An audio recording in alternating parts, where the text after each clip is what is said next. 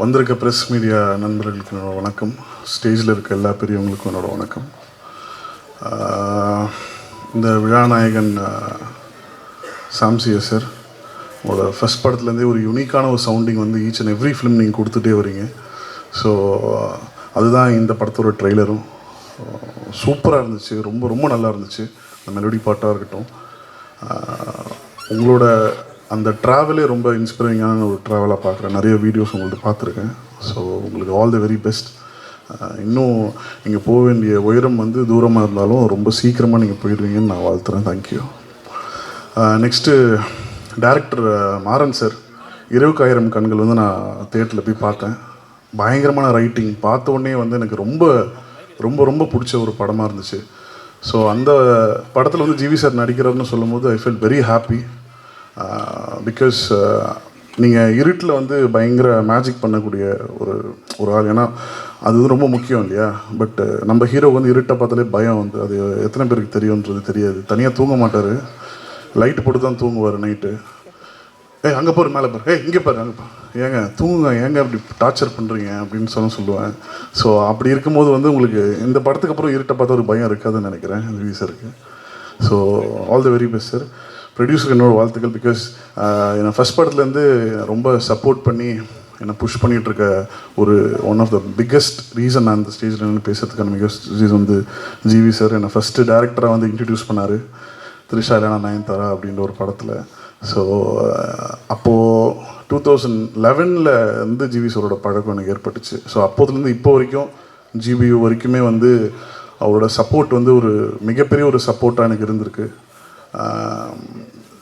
So I'm very happy sir. நான் தான் trailer பார்த்தோன்னே சொன்னேன், சார் சென்டிமெண்ட்டாக வந்து ஒரு படத்தில் ஒரு விஷயம் இருக்குது, அதனால் படம் ஹிட் ஆகிடும் சார் அப்படின்னு. அந்த சென்டிமெண்ட் வந்து அவர் யார்கிட்டையும் சொல்ல முடியாது வெளியே, எனக்கும் அவருக்கு மட்டும்தான் தெரியும். So I'm very happy for GV sir.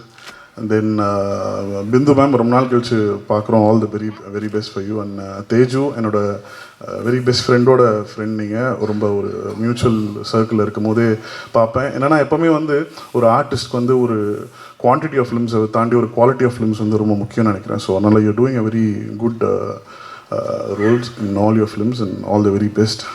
தென் இங்கே வந்திருக்க லிங்கா பிரதராக இருக்கட்டும், முத்துக்குமார் சாராக இருக்கட்டும், இந்த படம் வந்து எல்லாருக்குமே ஒரு மிகப்பெரிய ஒரு கார்த்திக் நேத்தா சாராக இருக்கட்டும், எல்லாருக்குமே ஒரு மிகப்பெரிய ஒரு ஃப்யூச்சர் வந்து இந்த படம் ஏற்படுத்தி கொடுக்குன்றது நான் நம்புகிறேன். Thank you so much. அண்ணா என்னோட favourite film maker Vasanthabalan sir வந்து வந்திருக்காரு. I'm so happy meeting you sir. Thank you. இந்த படம் வந்து எல்லோரும் தியேட்டரில் போய் பாருங்கள். Thank you so much. அனைவருக்கும் வணக்கம். ஹேர் ஸ்டைல் தான் ஆக்சுவலி சினிமா நான் வந்து ஐடியில் இருந்தேன், உங்களுக்கு தெரியும். சினிமா வந்து ஆக்சிடென்டலாக உள்ளே வந்தது தான். ஒரு ஆர்வத்தில் எப்படி அதுக்கு வந்து தலையை கொடுத்ததுக்கப்புறம் அதுவே எப்படி நம்மளை ஒரு இடத்துக்கு கொண்டு போச்சு. அது மாதிரி நம்ம சலூன் போனால் அவங்கக்கிட்ட தலையை கொடுத்துருவோம். ஆக்சுவலி அவங்க ஏதோ ஒன்று பண்ணுறாங்க. ஸோ எனிவே பிளாக்மெயில் ஆக்சுவலி மாறனோட நான் ஒர்க் பண்ணுற 2வது படம் 20,000 கண்கள். அவர் கூட நான் ஃபஸ்ட்டு ஒர்க் பண்ணேன். இந்த படம் வந்து நான் லேட்டராக தான் ஜாயின் பண்ணேன். ஃபஸ்ட்டில் வந்து இமான் சார் இதில் இருந்தார். சில தவிர்க்க முடியாத காரணங்களால் அவரால் பண்ண முடியலங்கும் போது அவர் ஒரு சாங் பண்ணியிருந்தார், அந்த ஒத்துக்கிறியா. அதுக்கடுத்து வந்து மற்ற சாங்ஸ் எல்லாமே நான் தான் பண்ணேன். இந்த படத்தில் மொத்தம் 4 சாங்கில் 3 சாங் நான் பண்ணியிருக்கேன், பேக்ரவுண்ட் ஸ்கோர் பண்ணியிருக்கிறேன். ஸோ அப்புறம் ஜிவி அவர் கூட வந்து அவர் பண்ண படங்கள் நிறையா இதில் நம்ம பேக்ரவுண்ட் ஸ்கோர் மட்டும் பண்ணியிருக்கோம். பட் இந்த படம் முழுசாக ஃபஸ்ட் டைம் நான் அவர் கூட ஒர்க் பண்ணுறேன். அவரை பற்றி நான் சொல்லணும். ஆக்சுவலி இந்த படத்தில் எனக்கு நான் ஃப்ரேம் பை ஃப்ரேமாக அவரை பார்க்க முடிஞ்சது. மற்ற அவரோட நடித்த படங்கள் இதுக்கு மேலே நிறைய பார்த்துருக்கிறேன். எனக்கு அவரோட உழைப்பு ரொம்ப பிடிக்கும். ஏதாச்சும் ஒன்று பண்ணிடணும்னு அவர் பண்ணுற அந்த உழைப்பு ரொம்ப இருக்கும். இந்த படத்தில் அது வந்து அது மக்களுக்கு தெரியுதுன்னு நான் நினைக்கிறேன். ஏன்னா அவர் அந்த கதை அதுக்கு சப்போர்ட் பண்ணி அவருக்கு வந்து நிறைய ஸ்கோப் இருந்துச்சு. இந்த படத்தில் வந்து நடிக்கிறதுக்கான ஸ்கோப் இருந்துச்சு. அவங்க மட்டும் இல்லை, அதில் இந்த படத்தில் நடித்த எல்லாருமே. அதில் முக்கியமாக ஜிவி வந்து இந்த படத்தில் வந்து அவரால் இந்த மாதிரி ஒரு ரோல் எக்ஸ்ப்ரெஷன்ஸ் எல்லாம் பார்த்தீங்கன்னா உள்ளே ஒன்று இருக்கும், வெளியில் வந்து அதை காமிக்க முடியாது. ஆனால் அதில் வெறும் கண்ணிலையுமே இல்லைனா வந்து ஒரு சின்ன மூச்சு விடுறதுல காமிக்க முடியுங்கிற சில எக்ஸ்ப்ரெஷன்ஸ் எல்லாம் கூட அவர் ரொம்ப அழகாக பண்ணியிருக்காரு. ஸோ அவருக்கு இந்த படம் அவர் நடிச்சிட்டு இருக்க எல்லா படங்களும் இது ஒரு உச்சமாக இருக்குன்னு நான் நம்புகிறேன். அப்புறம் இந்த படம் ஏன் பார்க்கணும் அப்படின்னு ஒன்று இருக்குது. நான் ஏன் பண்ணணும் மியூசிக்கு, ஏன் பார்க்கணும் அப்படின்னு ஒன்று இருக்குது. நம்ம ஒவ்வொரு படத்துக்குமே பார்த்தீங்கன்னா வில்லன் ஸ்ட்ராங்காக இருந்தால் அந்த படம் ஹிட் ஆயிரும் வழக்கமாக.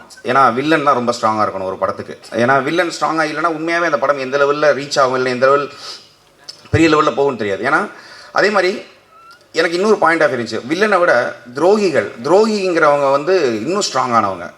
ஏன்னா வில்லன் எப்பயுமே பார்த்தீங்கன்னா நீங்கள் அதிகமாக கேட்டது தான், இன்றைய துரோகி நேற்றைய நண்பன், நாளைய துரோகி இன்றைய நண்பன் அப்படின்னு சொல்லுவாங்க. ஆல்ரெடி நீங்கள் கேட்டிருப்பீங்க. எப்பயுமே வில்லனுக்கான ஒரு பவர் என்ன, வில்லன் வந்து நம்மளுடைய பலத்தை மட்டும்தான் பார்ப்பான் வில்லன். ஆனால் ஒரு துரோகி வந்து நம்மளோட பலவீனத்தை பார்ப்பான். இப்போ லவ் பண்ணுறவங்க எல்லாருமே இருக்கட்டும், இப்போ லவ் பண்ணுற எல்லா பசங்களுமே, சின்ன பசங்க எல்லாருமே, யாரும் அந்த சின்ன பசங்க இல்லை, பெரியவங்களே இருக்கட்டும், நம்ம லவ் பண்ணுற பொண்ணு இல்லைனா வந்து நம்ம கூட இருக்க நண்பன் எல்லாருக்கிட்டையும் நம்ம உண்மையை சொல்லுவோம், எல்லா உண்மையும் சொல்லுவோம். நம்மளுடைய என்ன சொல்கிறது, நம்ம வீட்டில் நடக்கிறவங்க, நம்ம அப்பா அம்மாவை பற்றி சொல்லுவோம் சில உண்மை, இது உங்ககிட்ட மட்டும்தான் சொல்கிறேன். பட் இதெல்லாம் எந்த அளவுக்கு அது அது உண்மை, அது ஒரு மறைமுகமான ஒரு இதாகவே இருக்கும்னா அவங்க எதிரி ஆகாத வரைக்கும் தான். அவங்க ஒன்ஸ் எதிரி ஆகிட்டாங்கன்னு வச்சுக்கோங்களேன், இந்த உலகத்திலேயே ஆபத்தான எதிரி அவங்கள தான் இருப்பாங்க. ஏன்னா அவங்கள பற்றி எல்லா டீட்டெயிலும் தெரியும். ஸோ இந்த துரோகம் இருக்கு இல்லையா, கூட இருக்கிறவங்க பண்ணுற துரோகம், அதை பற்றின ஒரு படம்.